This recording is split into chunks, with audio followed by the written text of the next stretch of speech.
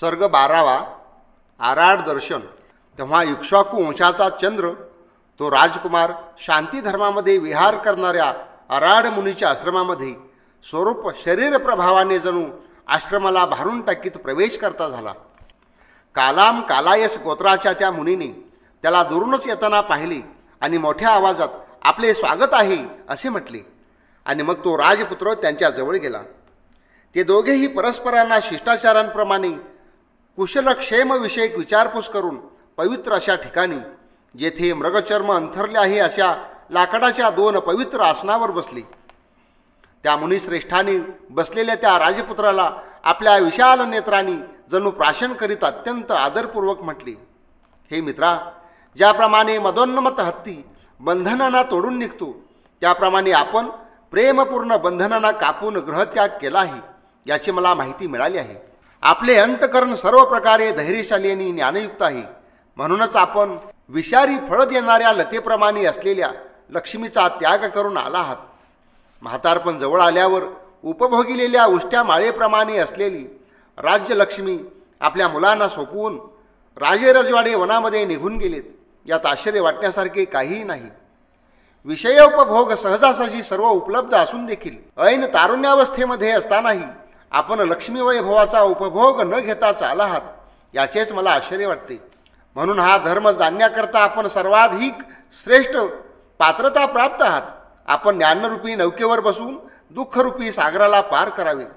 जरी शिष्याला चांगल्या प्रकारे ओळखून घेतल्यावर मगच योग्य वेळी शास्त्राचे शिक्षण दिले जात असले तरी आपले गांभीर्य आणि उद्योग साधना पाहून मी मात्र आपली पूर्वपरीक्षा घेणार नाही। आराडाचे ते बोलणे ऐकून तो नरपुंगव अत्यंत आनंदित झाला आणि प्रत्युत्तरादाखल बोलता झाला। आपण विरक्त असूनही आपली ही माझ्याबद्दलची अतिशय अनुकूलता पाहून यावेळी मी अकृतार्थ असून देखील मला कृतार्थ झाल्यासारखे वाटते। पाहण्याची अभिलाषा असलेला, जसा उजेडाला प्रवास करण्याची इच्छा असलेला, जसा मार्गदर्शकाला आणि नदी पार करू इच्छिणारा जसा नौकेला मानतो तसाच मी सुद्धा आपल्या दर्शनाला मानतो। म्हणून जर आपणास उपदेश करणे योग्य वाटत असेल तर आपण त्याचा उपदेश करावा, जेणेकरून या व्यक्तीची वार्धक्याने मृत्यूच्या रोगापासून मुक्ती होऊ शकेल। अशा प्रकारे राजकुमाराच्या प्रभावानेच प्रेरित होऊन आराड कलामांनी आपल्या शास्त्राचे सिद्धांत संक्षिप्त रूपात सांगितले। हे श्रोतोत्तम, सर्वश्रेष्ठ अशा श्रोत्या, हे विश्व कसे उत्पन्न होते आणि कशा प्रकारे नाश पावते या संबंधीचा आमचा सिद्धांत ऐकावा। हे स्थिर सत्व, स्थिर बुद्धी, प्रकृती, विकार, म्हातारपण आणि मृत्यूलाच सत्व म्हटले जाते हे आपण लक्षात घ्यावे। हे प्रकृती कोविदा, त्यामध्ये 5 महाभूते, अहंकार, बुद्धी आणि अव्यक्तला प्रकृती जाणावी। तसेच विषयांना व इंद्रियांना हात, पाय, वाणी, गुदद्वार, लिंग आणि मनाला विकार असे समजावे। आणि संज्ञावान चेतना शुद्धियुक्त या क्षेत्राला म्हणजे देहाला जाणत असल्यामुळे याला क्षत्रज्ञ असे म्हणतात। तसेच आत्म्याचे चिंतन करणारे लोक आत्म्याला क्षत्रज्ञ म्हणतात। आणि या जगामध्ये क्षत्रज्ञाच्या ज्ञानाच्या बाबत शिष्यांसकट कपिल मुनीचे ज्ञानी किंवा तत्ववेत्ते म्हणून स्मरण केले जाते। त्यांनी पुत्रासहित ज्ञान प्राप्त केले असून त्यांना या जगात प्रजापती म्हटले जाते। जो जन्म घेतो, म्हातारा होतो, रोगग्रस्त होता आणि मरतो त्याला व्यक्त समजावे आणि जो या विरुद्ध आहे त्याला अव्यक्त असे समजावे। अज्ञान, कर्म आणि तृष्णा ही या जगाची मूळ कारणे आहेत। या तिहीमध्ये राहणारा प्राणी त्या सत्वांच्या म्हणजे प्रकृती, विकार, जन्म, जरा व मृत्यूच्या पार जाऊ शकत नाही। विप्रत्यय, अहंकार, संदेह, अभिसंप्लव, अविशेष, अनुपाय, संग, अभ्यवपात यामुळे प्राणी त्या जीवांच्या पलीकडे जाऊ शकत नाही। त्यामध्ये विरुद्ध ज्ञान असलेला विरुद्ध आचरण करतो आणि जे करणीय कार्य आहे त्याच्या विरुद्ध कार्य करतो आणि ज्याचा सरळ विचार करायला पाहिजे त्याच्या विरुद्ध विचार करतो।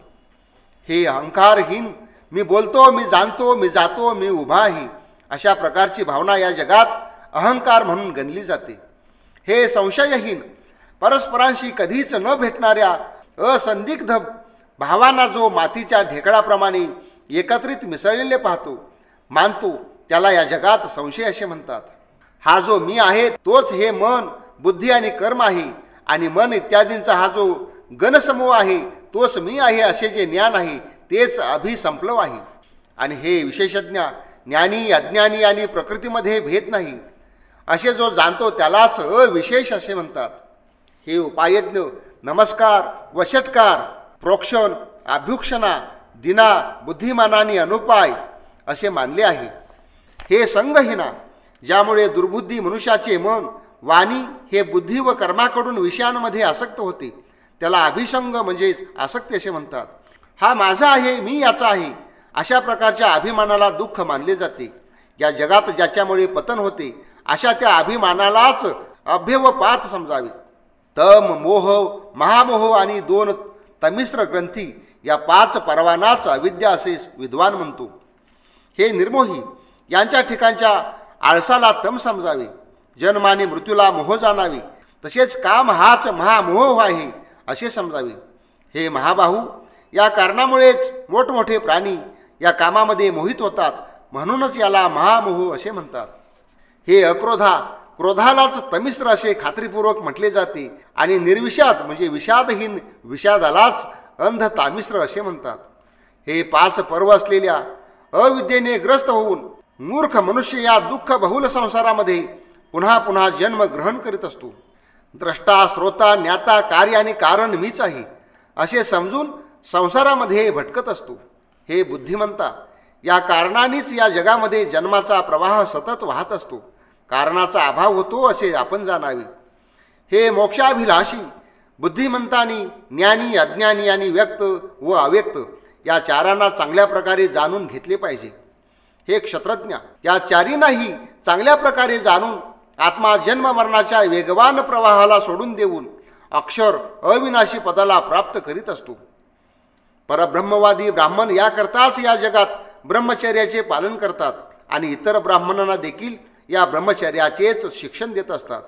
त्या मुनीचे हे वचन ऐकून राजपुत्राने उपाय आणि नैष्टिक पदासंबंधी विचारणा केली. हे भगवन, या ब्रह्मचर्याचे आचरण कसे आणि कुठे केले पाहिजे आणि या धर्माचा अंत कुठे होतो याबद्दलचे आपण विवेचन मला सांगावे. असे विचारल्यावर आराड कलामांनी त्याच धर्माला शास्त्रानुसार दुसऱ्या पद्धतीने अर्थ स्पष्ट करीत संक्षिप्तपणे त्याला सांगितले. प्रारंभी तो व्रती आपल्या घराचा त्याग करून भिक्षूचा वेश धारण करतो आणि चांगल्या सदाचारव्यापी शीलाचा अंगीकार करून वावरतो. जिथे कुठे जसे काही मिळेल त्यातच परम समाधान मानून तो बुद्धिमान शास्त्रवेत्ता द्वंद्वरहित होऊन एकांतामध्ये निवास करतो. तेव्हा आसक्तीपासून, भीती आणि वैराग्यापासून परम कल्याणाची उत्पत्ती होते असे पाहून आपल्या सर्व इंद्रियांना आपल्या ताब्यात ठेवून मनाच्या शांतीप्राप्तीसाठी प्रयत्न करतो. त्यानंतर काम, क्रोध, लोभ इत्यादीपासून अलिप्त होऊन तो विवेकजनित वितर्कयुक्त पूर्व ध्यानाला प्राप्त होतो आणि त्या ध्यानसुखाला प्राप्त करून त्याचेच चिंतन करीत मूर्ख मनुष्य विलक्षण सुखाच्या प्राप्तीद्वारे पदच्युत म्हणजे पतित होतो. अशा प्रकारे काम आणि द्वेष विरोधक अशा शांतीच्या माध्यमातून ब्रह्मलोकाची प्राप्ती होत असते. अशा प्रकारच्या मिथ्या संतोषाने तो ठगविला जातो. परंतु वितर्क हे मनाला क्षुब्ध करतात असे जाणून विद्वान मनुष्य वितर्क विरहित आणि प्रीती सुख संपन्न अशा ध्यानाला प्राप्त करतो. त्या प्रीतीकडून हरण केला गेला असताना जो विशिष्ट तत्वाला पाहत नाही तो आभासुर देवतांच्या मध्ये उज्ज्वल स्थान प्राप्त करतो. त्या प्रीती सुखापासून सुद्धा जो आपल्या मनाला वेगळा करतो तो प्रीतिशून्य विलक्षण परंतु सुखमय अशा तिसऱ्या ध्यानाला प्राप्त करतो. त्या प्रीती सुखात मग्न होऊन जो विशेष तत्व प्राप्तीसाठी प्रयत्न करीत नाही तो शुभ कृष्ण देवतासहित सामान्य सुखाची प्राप्ती करतो. अशा प्रकारे प्रीतीचे सुख प्राप्त होऊन देखील जो त्यात अनुरक्त होत नाही, उदासीनच राहतो, तो सुख दुःख विरहित अशा चौथ्या ध्यानाला प्राप्त करतो. त्यात सुखदुःखाचा परित्याग घडतो आणि मनाचा व्यवहार घडत नसतो. म्हणून काही अभिमानी लोक त्यालाच मोक्ष असे म्हणतात. या ध्यानाचे फळ व्रतफल देवांसहित खूप दीर्घ काळपर्यंत कायम राहते असे ब्रह्मज्ञानाचे परीक्षक म्हणतात. तिथे शरीरधाऱ्यांचे दोष पाहून बुद्धिमान मनुष्य त्या समाधीतून उठून शरीर निवृत्ती करता ज्ञानमार्गावर आरूढ होतो. तेव्हा ध्यानाचा त्याग करून विशेष तत्वप्राप्तीसाठी निश्चय करून तो बुद्धिमान पुरुष कामाप्रमाणेच रूपापासूनही विरक्त होतो. या शरीरामध्ये जे शून्य छिद्र इंद्रिय आहे त्यांची पहिल्यांदा कल्पनाचिंतन शून्य भावना करतो. नंतर घनद्रव्यामध्ये देखील शून्य भावना म्हणजे आकाश भावना करतो.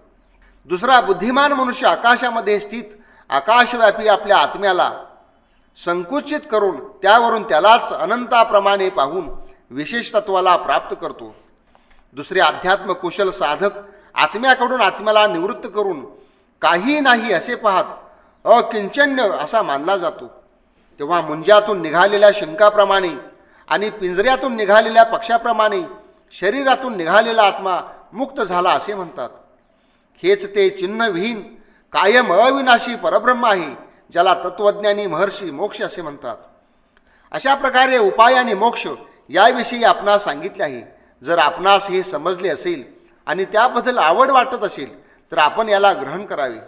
जैगिशव्य, जनक, वृद्ध पराशर आणि इतरही मोक्ष प्राप्त पुरुष या मार्गाचे अनुसरण करून मुक्त झालेत. त्याचे असे वचन ऐकून आणि त्यावर विचार करून त्या कुमाराने पूर्वजन्माच्या कारणबळाने युक्त होऊन प्रत्युत्तर दिले. उत्तरोत्तर कल्याणकारी होत गेलेले हे सूक्ष्म ज्ञान मी ऐकले. आत्म्याचा परित्याग होत नसल्यामुळे मी याला नैष्टिक मानित नाही. विकार आणि प्रकृतीपासून मुक्त होऊन देखील क्षत्रज्ञ ठाई उत्पन्न करण्याचा स्वभाव धर्म आणि बीजधर्म राहत असतो असे मी मानतो. विशुद्ध आत्मा विमुक्त आहे असे जरी मानले तरी देखील प्रत्यय विद्यमान असल्यामुळे तो पुन्हा बद्धच ठरेल. ज्याप्रमाणे ऋतू, भूमी आणि पाण्याच्या अभावी बीज अंकुरित होत नाही, परंतु ती कारणे अस्तित्वात आले असते अंकुरित होते, त्याप्रमाणेच हेही आहे असे मला वाटते. कर्म, अज्ञान आणि तृष्णा यांच्या त्यागाने मोक्ष प्राप्त होतो अशीही कल्पना केली जाते, परंतु आत्मा अस्तित्वात असताना त्यांचा सर्वस्वी अभाव होऊ शकत नाही. या तिहींचा हळूहळू त्याग करीत असताना तत्वाची प्राप्ती होत असते, परंतु आत्म्याचे अस्तित्व जिथे राहते तिथे हे तिघेही सूक्ष्म रूपात राहतातच. दोष सूक्ष्म झाल्यामुळे आणि चित्ताचे व्यवहार होत नसल्यामुळे आणि त्या अवस्थांमध्ये आयुष्य तेवढे लांब मोक्षाची केवळ कल्पनाच केली जाते आणि अहंकार त्यागाची कल्पना केली जात असली तरी आत्मा विद्यमान असताना अहंकाराचा परित्याग करणे शक्य होत नाही आणि संख्याधीपासून मुक्त झाल्यास तो आत्मा निर्गुण होऊ शकत नाही. म्हणून तो निर्गुण झाल्याशिवाय त्याला मोक्ष झाला असे म्हणता येऊ शकत नाही. जसे तेज आणि उष्णता विरहित अग्नी आढळत नाही, तसेच गुणी आणि गुण वेगवेगळे राहू शकत नाहीत. जसा देहापूर्वी देही नसतो तसाच गुणापूर्वी गुणी नसतो. म्हणूनच प्रारंभी मुक्त असून देखील शरीर आत्मा पुन्हा शरीरामध्ये बांधला जातो. तसेच शरीररहित आत्मा जाणणारा आणि न जाणणारा या दोहोंपैकी एक असू शकतो. जर तो ज्ञाता असेल तर मग त्याच्याकरिता जाणून घेणे शिल्लक राहतेच, आणि जर जाणणे अजूनही शिल्लक असेल तर मग तो मुक्त नव्हेच. जर आपल्या सिद्धांताबद्दल अज्ञ असेल तर मग आत्म्याच्या कल्पनेचे काय प्रयोजन? कारण आत्म्याच्या अस्तित्वाशिवाय देखील लाकूड आणि भिंतीप्रमाणे जड वस्तू सिद्धच आहेत. एकानंतर एक गुणांचा त्याग करीत असल्यामुळे जर गुणवान मानला जात असेल तर मग सर्वांचा त्याग केल्याने पूर्णपणे कृतार्थता होते असे मला वाटते. अशा प्रकारे तो राजकुमार आराड कलामांचा धर्म जाणून संतुष्ट झाला नाही आणि हा धर्म अपूर्ण आहे असे समजून तेथून निघून गेला. त्यानंतर काहीतरी वेगळे विशेष तत्व जाणण्याच्या इच्छेने उद्रका म्हणजे रामपुत्राच्या आश्रमात गेला.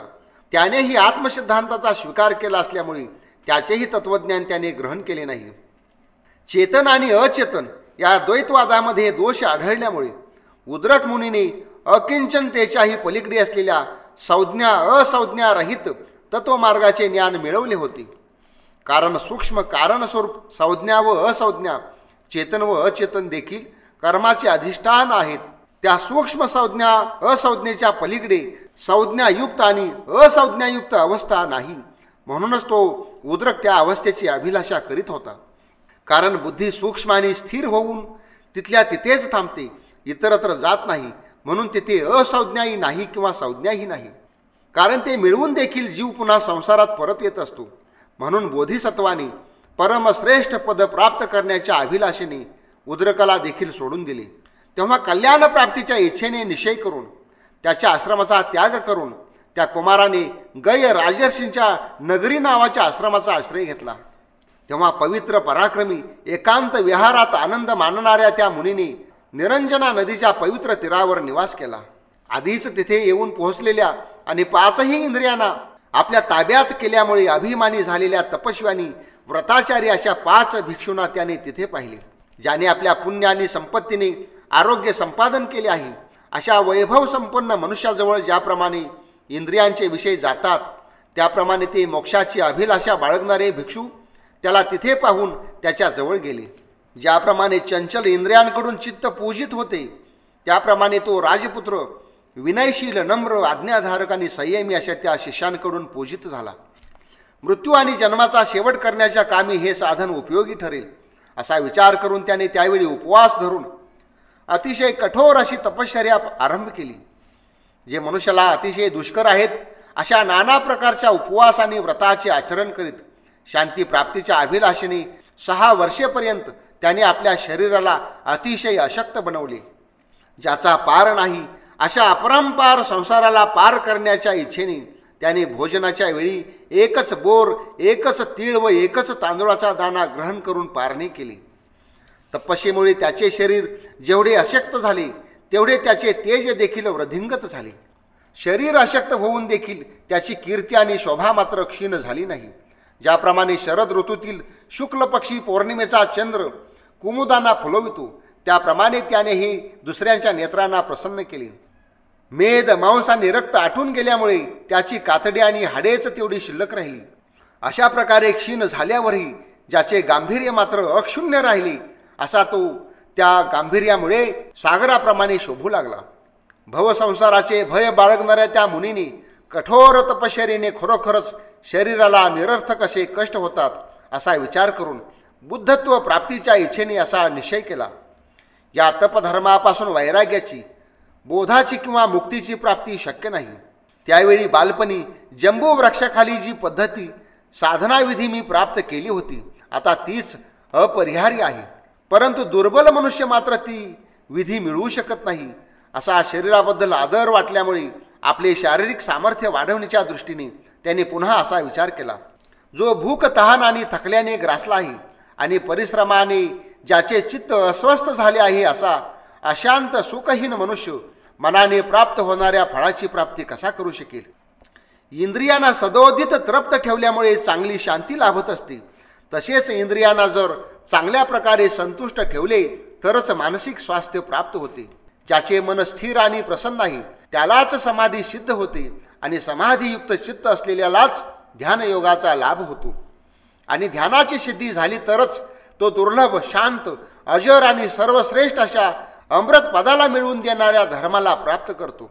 म्हणून हा मार्ग आहारमूलक आहे असा निश्चय करून त्या महान बुद्धिमंताने भोजन ग्रहण करण्याचा निर्धार केला. ज्याचे शरीर दुबळे झाले आहे असा तो राजकुमार स्नान आटोपून नैरंजना नदीच्या तीरावरून हळूहळू वरती चढत गेला. तेव्हा आपल्या फांद्याची अग्रभाग भक्तिभावाने खाली वाकून तटावरील वृक्षांनी जणू त्याला आधारच दिला. तेव्हा देवतांकडून प्रेरित झालेली गोपराजाची कन्या नंदबाला सुजाता अत्यानंदित अंतकरणाने तेथे गेली. पांढऱ्या शुभ्र शंखाच्या माळांनी शोभणाऱ्या भुजा असलेली ती निळ्या रंगाने कंबल धारण केलेली होती. जणू शुभ्र फेसमालांनी युक्त असे निळे पाणी धारण करणारी श्रेष्ठ अशी यमुना नदीच अवतरली असावी. श्रद्धातिरिकाने ती नम्र व प्रसन्न होती. फुललेल्या कमळाप्रमाणे तिचे नेत्र दिसत होते. तिने नतमस्तक होऊन प्रणाम करीत त्यांना पवित्र पायस अर्पण केला. त्या पायसाचा म्हणजेच खिरीचा आस्वाद घेऊन त्याने त्या कन्येच्या जन्माचे सार्थक केले आणि आपल्या 6 इंद्रियांना चांगल्या प्रकारे तृप्त करून तो बोधीप्राप्तीसाठी सिद्ध झाला. आपल्या कीर्तीबरोबरच त्या मुनींनी भरपूर पुरेशी शारीरिक वृद्धी प्राप्त केली आणि त्याने एकट्यानेच चंद्रमा आणि सागराचे तेज आणि धैर्य हे 2 गुण धारण केले. तेव्हा जसे मुक्त झालेल्या विद्वान आत्म्याला 5ही धातू सोडून देतात, त्याप्रमाणेच त्या 5ही भिक्षूंनी त्याला धर्मापासून विन्मुख निवृत्त झालाय असे समजून सोडून दिले. तेव्हा बुद्धत्व प्राप्तीसाठी दृढ निश्चय करून तो आपल्या एकमेव सोबत्याबरोबर म्हणजे निश्चयाबरोबर हिरवे गवत अंथरलेल्या भूमीने युक्त अशा पिंपळ वृक्षाच्या खाली गेला. तेव्हा हा बोधीप्राप्तीसाठी कृतसंकल्प होऊन आला आहे असे जाणून अनुपम पाऊलांच्या आवाजाने जागविला गेलेल्या आणि गजराजाप्रमाणे पराक्रमी असलेल्या काल नावाच्या भुजंग श्रेष्ठाने त्या महामुनींची स्तुती केली. हे मुनी, ज्या अर्थी आपल्या चरणांनी पीडित होऊन ही पृथ्वी जणू वारंवार गर्जना करीत आहे आणि आपली प्रभा सूर्याप्रमाणे चकाकीत आहे, त्या अर्थी आज आपण नक्कीच इच्छित फलाचा उपभोग घ्याल.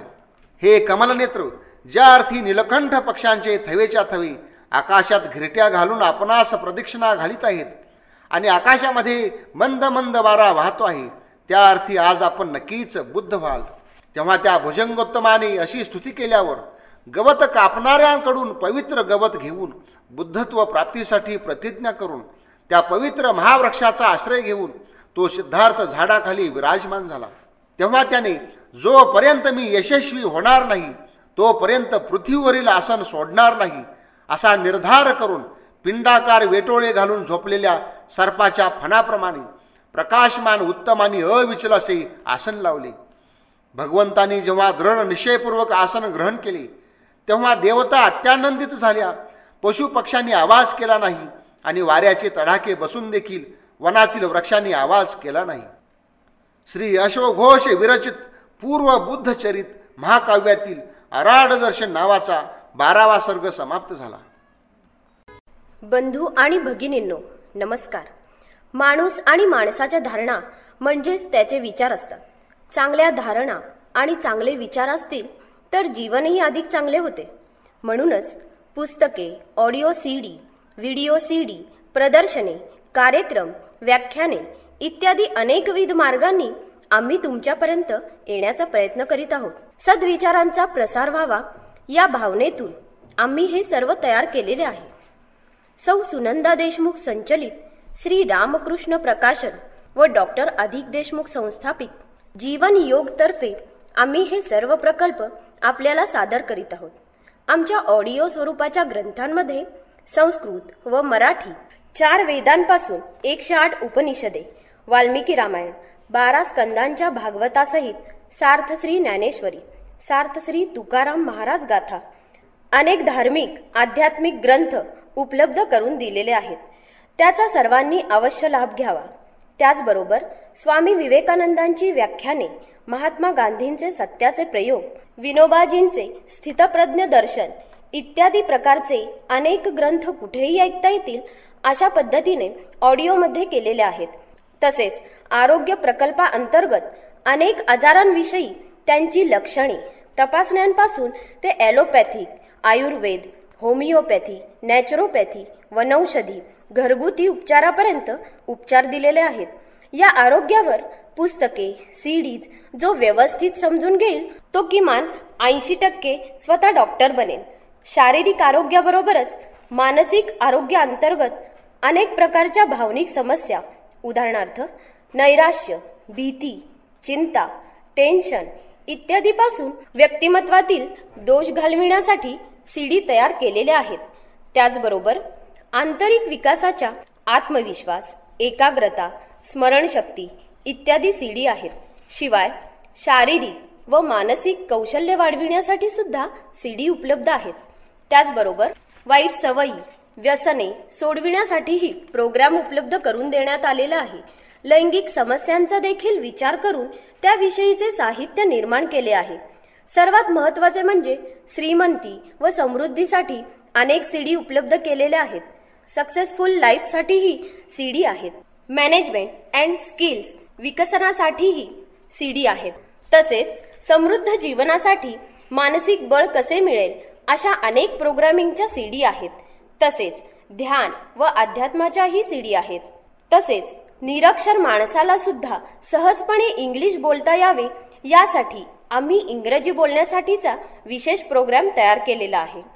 आमच्या पुस्तकामध्ये अग्रेसर ठरलेली पुस्तके म्हणजे कोट्याधीश व्हा, मी यशस्वी होणारच, practical mind programming, law of attraction आणि व्यक्तिमत्व विकासाची अशा प्रकारची शेकडो पुस्तके आहेत. कोट्याधीश व्हा या पुस्तकाने आजपर्यंत अनेकांना खरोखर कोट्याधीश बनवले आहे. डॉक्टर देशमुख यांच्या संकल्पनेतून व त्यांच्या लिखाणातून हे सर्व प्रकल्प उभे राहिलेले आहेत. अगदी आपण म्हणतो ना, जो जे वांछील तो ते लाहो, याप्रमाणे त्यांनी हे सर्व निर्माण केलेले आहे. त्यातील त्यांचे विचार नीट समजावून घेऊन जो प्रत्यक्ष आचरणात आणील त्याचे जीवन खात्रीने बदलेल असा आमचा ठाम विश्वास आहे व तसा प्रत्यक्ष अनुभवही आहे.